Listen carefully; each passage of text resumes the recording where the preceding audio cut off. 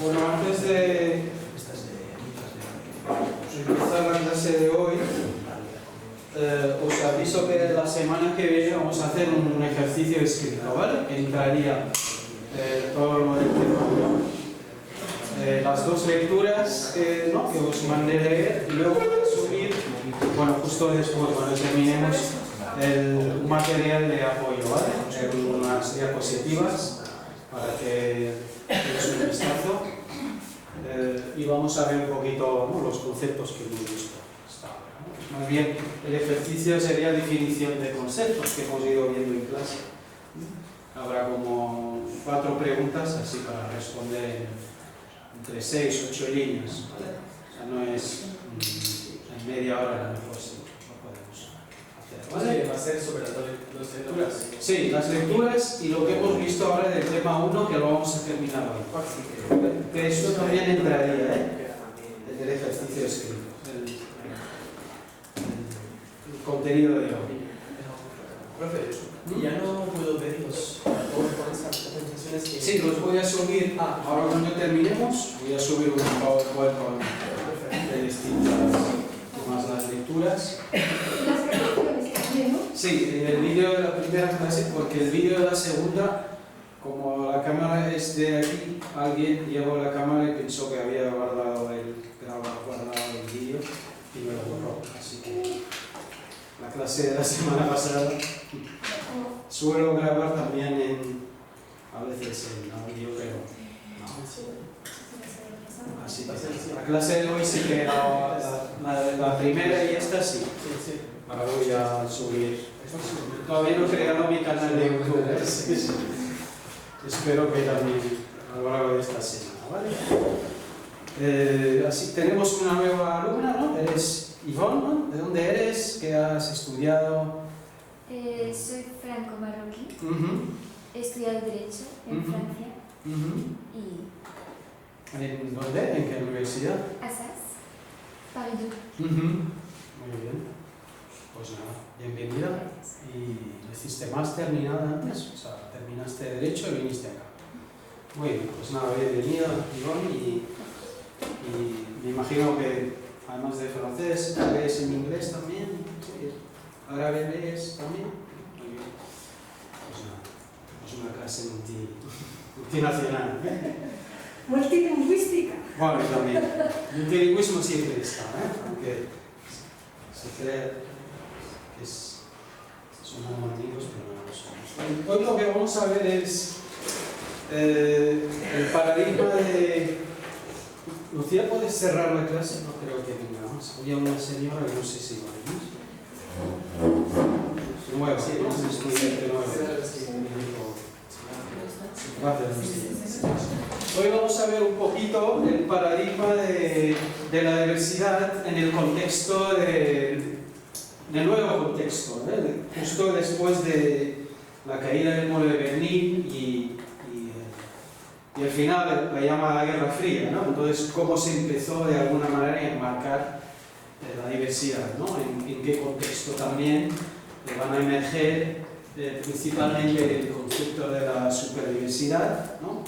Como concepto nuevo, añadido, ¿no?, a todo el conocimiento postcolonial sobre el Estado-Nación, como hemos visto en países donde realmente la diversidad se asocia, como hemos dicho, a excolonias, ¿no?, África, Asia, Latinoamérica. Entonces vamos a ver este paradigma de la superdiversidad que no se asocia con estas, ¿no?, excolonias en el imaginario, ¿no?, que tenemos de las excolonias, África, Asia, Latinoamérica, el sur global, como que se asocia también al contexto transnacional migratorio, y vamos a ver un poquito esta idea de la superdiversidad, pero en relación con lo que nos interesa en esta asignatura, el multilingüismo, ¿vale? Y luego el nuevo paradigma que es después del multilingüismo, que tenemos el post-multilingüismo, ¿no?, que es una visión mucho más crítica sobre cómo incluso la defensa del multilingüismo se ha convertido en una ideología, ¿no? También lingüística, ¿no? Y qué intereses hay detrás de esa defensa, ¿no? Del multilingüismo, cuando en realidad lo que nos interesa en nuestra agenda epistemológica y pragmática es luchar contra las desigualdades, ¿no? Más que la celebración del multilingüismo, ¿no? No sé si os suena este concepto de la superdiversidad, bueno, lo mencioné en clase varias veces. Habéis leído, mencioné a Bertolt Beck, principalmente al antropólogo británico, ¿no? Bertolt Beck en su famoso, ¿no? Ensayo, Transnationalism, ¿no? Que hablaba justo de este concepto, ¿no? ¿Sabéis un poquito? ¿Habéis escuchado hablar de este concepto, no, antes? ¿No? ¿Habéis leído a Bertolt Beck? ¿No? Realmente esto es... ¿No? Nada.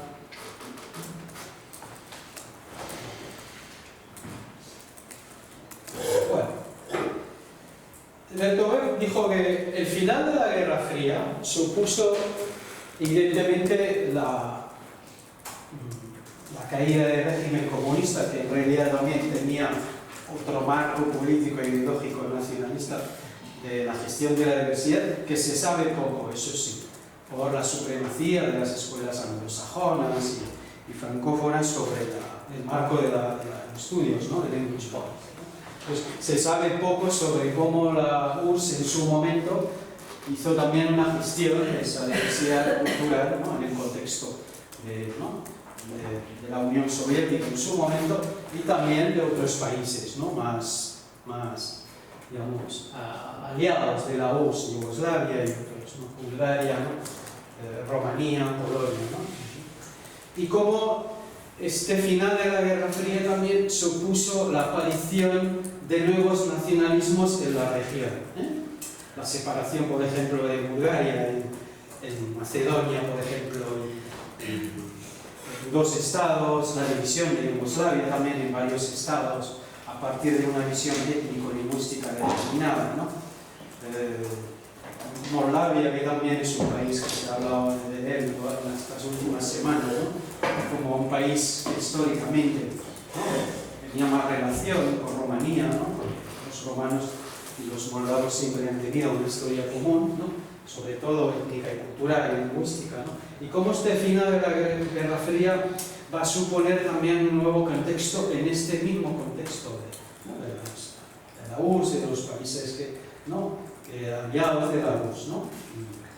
Y la fragmentación de muchas repúblicas, ¿no? Por cuestiones étnicas, ¿no? Y el ejemplo que suelo dar en mi clase es el de Yugoslavia, por ejemplo, ¿no?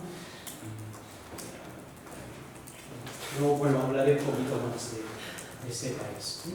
El segundo acontecimiento también, para Bertolt Beck y para otros también antropólogos de la lengua, es la caída del muro de Berlín, ¿no? Que supuso también en la propia Europa, ¿no?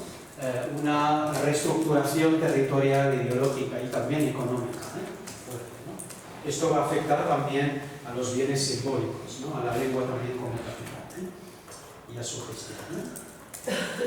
Y luego, en los años 90, el aumento de los flujos migratorios. Yo no hablo de migración muchas veces, pero hablo de los flujos, en términos de redes transnacionales, ¿no? No solamente redes nacionales, sino también redes de movilidad de recursos humanos. Eso es muy importante en la teoría de Bertolt Beck, ¿no? Bertolt Beck y otros antropólogos de la lengua y culturales en realidad consideran los flujos migratorios en términos de movilidad humana. Cuando hablo de movilidad humana, hablamos de la humanidad en términos también de recursos económicos, la mano de obra, toda la diversidad que aporta, ¿no? La migración, los flujos migratorios, ¿no? Y el concepto de transnacionalismo, es un concepto también muy complejo, ¿no? Asociado no solamente a la idea de los flujos, sino también a la idea del propio Estado-nación, como una nueva reconfiguración, ¿no? Como una nueva forma de ver el Estado-nación en su concepción clásica y tradicional, ¿no? Un Estado homogéneo, cultural, lingüística e incluso religiosamente, y a nivel territorial, también geográficamente. Pero esta concepción va a cambiar por las redes transnacionales, ¿no? En términos de que los flujos van a desafiar el Estado-nación, lo vamos a ver en todos esos términos que hemos visto, culturales, lingüísticos, en términos de diversidad, ¿no? Y luego el otro factor muy importante que es las redes, o sea, la sociedad de información, y las redes en términos de comunicación digital y mediada por ordenador o mediada por cualquier aparato que nos ayude a crear estas nuevas redes de comunicación y estos nuevos modelos de comunicación, ¿vale? Eso es muy importante. Dentro de este nuevo marco, Y ahí, ¿dónde media y cómo media la lengua, con las lenguas o la diversidad? Entonces, Blumhardt y también Bertolt van a hablar no solamente de transnacionalismo, sino de un concepto nuevo dentro de este concepto más macro del transnacionalismo, el translocalismo. Vamos a ver en qué consiste la translocalidad, Translocality.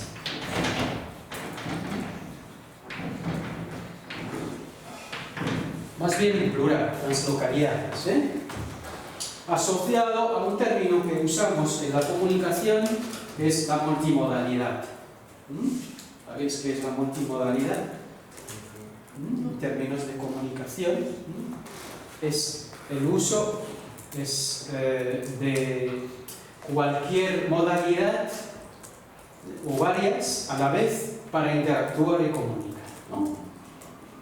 que incluye no solamente en términos lingüísticos la modalidad oral y escrita, sino también otras modalidades, por ejemplo el uso de los teléfonos, el uso también del espacio público, el uso de la comunicación no verbal, todo tipo de modalidad asociado a la comunicación, y esa es la multimodalidad. Todos los medios y canales y aparatos que usamos para comunicarnos, esa es la multimodalidad. Y todos los registros, incluyendo la escritura, la oralidad, el graffiti, el dibujo, todo tipo de comunicación. Esa es la multimodalidad. Bueno, Bertolt nos dice que en este momento, en el 2007, en este famoso ensayo, Transnationalism, lo define como un momento de complejidad, asociado a estos flujos, complejidad para el Estado-nación, a los flujos y a la nueva movilidad internacional. Y no solo esto, sino también a la heterogeneidad. Ese es el concepto nuevo de la concepción de Bertolt de la diversidad. Heterogeneidad de la diversidad, lo que supuso para él crear este concepto después de superdiversidad, superdiversidad, que sería como primera definición la heterogeneidad de la diversidad, lo dije en clase, o también la diversidad de la diversidad. Por dar un ejemplo, dentro de la inmigración musulmana, la migración musulmana es un eufemismo de realidad, pero es mucho más compleja hablar de la migración musulmana en España, porque es tan heterogénea y tan diversa, que no es fácil situar todos los musulmanes en un solo grupo, sino que hay una complejidad asociada al origen étnico, a las corrientes del Islam, a la forma de vivir el Islam en la diáspora, al contacto del Islam también con las religiones del país de acogida o otras diversidades religiosas. Ese es un poco un ejemplo. Entonces, Bertolt nos dice que este marco de la heterogeneidad complejo nos obliga de alguna manera a crear nuevos modelos de comunicación, ¿vale? Nuevas formas de relacionarnos, con tantas diversidades y tanta multimodalidad. Y cuando digo las relaciones, no solamente cotidianas, sino también políticas, sociales, legales y económicas. Es decir, se van a crear modelos de comunicación, por ejemplo, para la economía migrante, ¿no?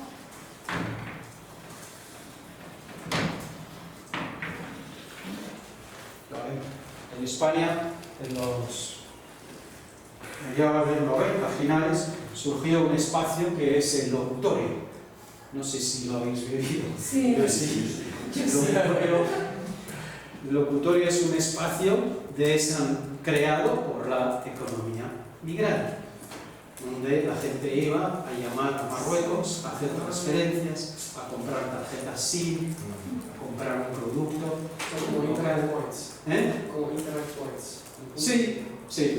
Todavía hay algunos, En Madrid, algunos varios en Tetuán, en Lavapiés, hay algunos, pero resignificados de otra manera. Ya no es locutorio, sino también venta de accesorios de telefonía y otros, ¿no?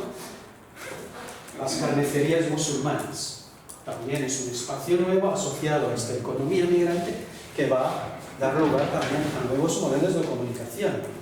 La visibilidad de la red a través de los carteles, la interacción, las tiendas, ¿no? Quién viene, qué lengua se habla, ¿no?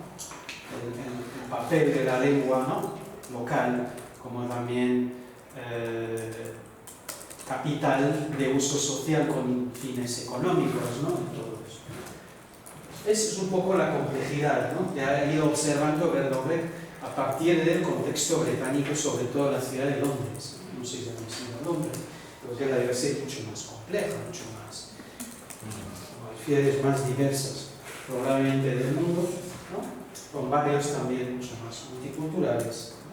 Y lo que ha ido observando en su experiencia de Londres, ¿no? Entonces, para gestar este concepto de superdiversidad, Verdover, ¿no? Puso unas categorías claras, varias. Nuevas redes transnacionales y nuevos flujos migratorios. ¿Con esto a qué se refiere? ¿No? Creo que lo mencioné en clase. Él vio que hay nuevas redes migratorias asociadas, ¿no? A este nuevo marco, a este contexto de la complejidad. ¿Os acordáis cuando dije en Barcelona hay gente de origen pakistaní, ¿no? Cuando España no tenía ninguna relación histórica con Pakistán? O cuando empezamos a ver gente de Senegal en España, cuando Senegal históricamente ha tenido más relación con Francia que con España, ¿no? Estos son los nuevos flujos migratorios que rompían, ¿no? La tendencia clásica, ¿no? Y tradicional de los flujos migratorios, es decir, de migrantes que migran hacia países que eran en realidad excolonizadores de esos países, ¿no?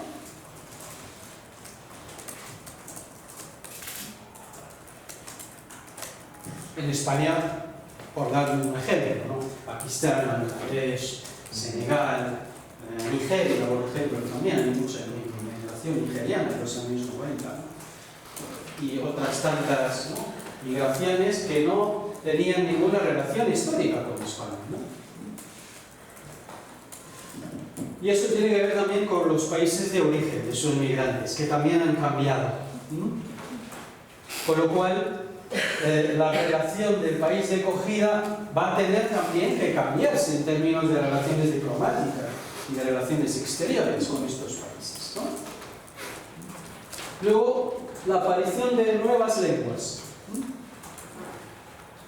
Pues para Francia quizá es mucho más normal que haya una comunidad magrebí o cabilia, ¿no? En Francia, y que haya muchos hablantes, porque hay una tradición histórica, ¿no? De comunicación que se sabe que en estas lenguas se habla, en estos países se hablan estas lenguas. Con estos flujos nuevos aparecieron nuevas lenguas en estos países, ¿no? Religiones también nuevas. Y dentro de cada religión también diversidad de religiones. El Islam en Pakistán no es el mismo Islam que en Marruecos o Senegal, ¿no? Y Bangladesh. El Islam chií no es lo mismo que el Islam suní, ¿no? dentro del sionismo también hay una diversidad de corrientes que vamos viendo, ¿no? Como todas esas diversidades, ¿no?, religiosas se van, ¿no?, configurando y resignificando las comunidades religiosas, ¿no? Y lo más importante para Bertové es esta cadena de migración, ¿no?, a través de lo que llama él las reagrupaciones, ¿eh?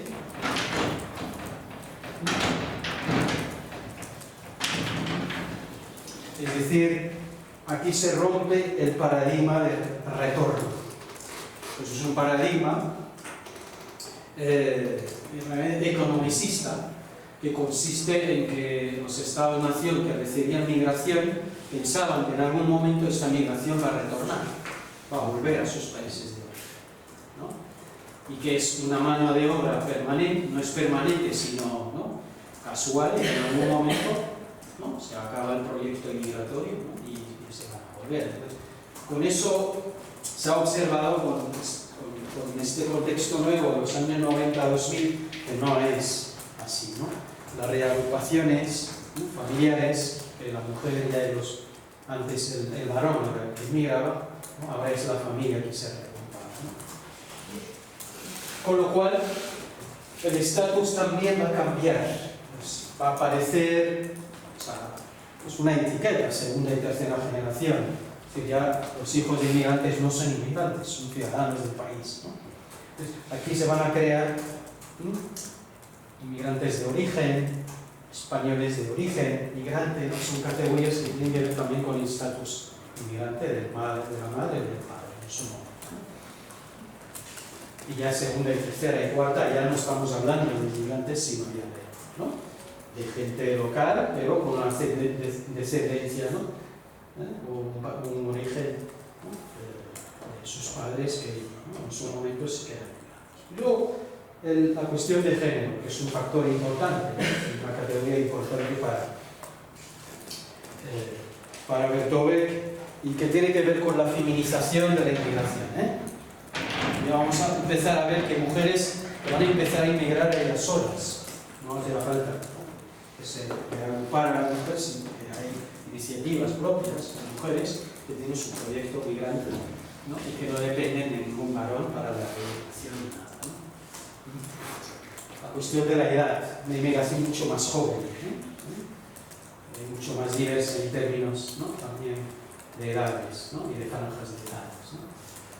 Y la idea del space place, para él, Bertové, este paradigma supuso un cambio en la significación del espacio en sí. Cuando vas a Londres y te encuentras varios que no tienen nada que ver con lo que en el imaginario es Londres, ¿no?, totalmente cambiados. Tiendas, lenguas, ¿no?, una diversidad que rompe con, ¿no?, la idea de esta nación como es, ¿no?, homogéneo, cultural, lingüística, religiosa, ¿no? Y esto lo vamos a ver con un barrio, no sé si habéis ido a Lavapiés, seguramente, sí. Es un barrio que también rompe con esta idea, ¿no?, de como que nacionaliza el espacio, lo resignifica de alguna manera, ¿no? Y luego las redes transnacionales, ¿no?, en el que el aquí es el allá. Es que se va a romper esta relación de distancia, sobre todo con las comunicaciones, ¿no?, en el que no va a haber aquí y allá, el aquí es allá, el allá es aquí, ¿no? Se va a crear este tercer espacio híbrido, ¿no?,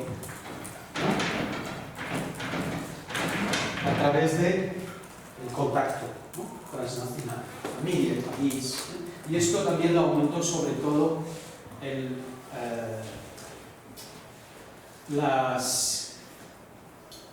la movilidad a través del low cost. El low cost pues, ayudó mucho a crear y a reforzar las redes. Por ejemplo, antes viajabas una vez a Marruecos en coche, ahora no. Ahora puedes viajar hasta 10 veces y te sale mucho más barato, ¿no?, hacer viajes a Marruecos 5 o 6 que ir en coche ahora, ¿no? Pues esto ayuda también a ¿no? A crear estas redes transnacionales. Y también tendríamos ahí la presencia, aunque no sea física, a través de las dos formas de comunicación, ¿no? Al final, Exacto. generar comunidades, Sí. que incluso en lugares diferentes. Exactamente. El fenómeno de las antenas parabólicas, por ejemplo, cuando emergió en los años 90, rompió con esta distancia, ¿no? Creó un espacio híbrido en el que la gente de aquí vive el allá, ¿no? A través de la comunicación, ¿no? La televisión y los canales de televisión, ¿no? Entonces, estamos ante un paradigma, ¿no? De la diversidad en el seno de la diversidad y la heterogeneidad, ¿no? De la diversidad. Que son categorías que él usó para, digamos, enmarcar su concepto de la superdiversidad, ¿no? Ha cambiado, ha habido muchas críticas a este concepto, ¿no? Porque había otras categorías que él de alguna manera no incluyó, pero que ahora mismo sí se podrían incluir de alguna manera. Entonces, para él, sobre todo, para los que de alguna manera criticaban el paradigma positivista y culturalista, ¿no? No sé si sabéis en qué consiste, ¿no? Lo que es el positivismo. El paradigma positivista es que la migración no va a ser jamás un elemento nuestro aquí del país de acogida, sino que es algo ajeno a nuestra sociedad, porque en algún momento esta inmigración va a volver a su país, ya deja de ser, ¿no? un elemento de la sociedad, ¿no? Y que lo que nos interesa es que el migrante como una mano de obra, no el migrante, ¿no? Como proyecto de ciudadanía comunitaria. ¿Sí? Pues es un poco lo que pasa en los países del Golfo.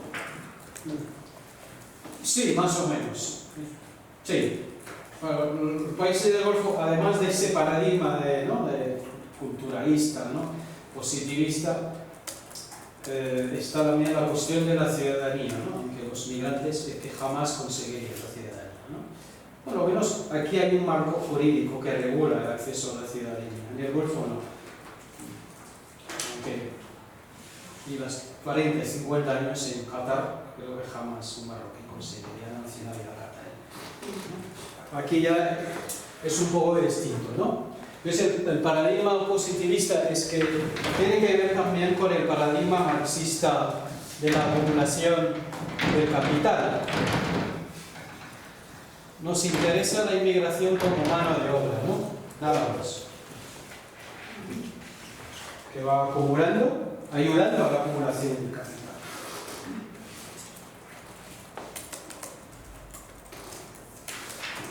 Y por eso en su momento hubo también un concepto en los flujos migratorios en los años 90, no sé en España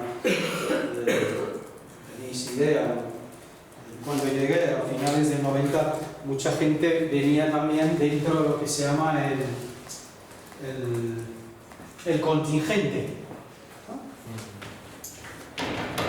El contingente, bueno, el paradigma español también en su momento era positivista, culturalista, ¿no? El contingente es que en la embajada o el consulado de Marruecos se anunciaban una serie de oficios, de trabajos que España necesitaba en su momento. La gente se apuntaba, ¿no? Y les daban el visado para que viniesen a trabajar en función, ¿no? De tus cualidades como mano de obra. Así venía muchísima gente, ¿eh? Se llama el contingente. Con un contrato de trabajo vienes, trabajas y no. Y lo seguimos teniendo, ¿eh? Las trabajadoras de la empresa.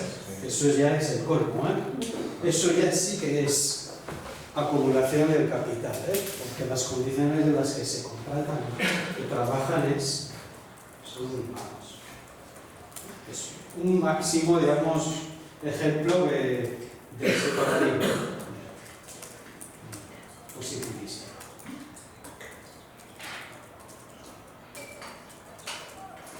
Entonces tenemos que repensar, ¿no?, la diversidad cultural dentro de para él, Bertovet, dentro de esa interpretación culturalista. ¿Vale? ¿En qué consiste la interpretación de la diversidad desde una visión culturalista? A vuestra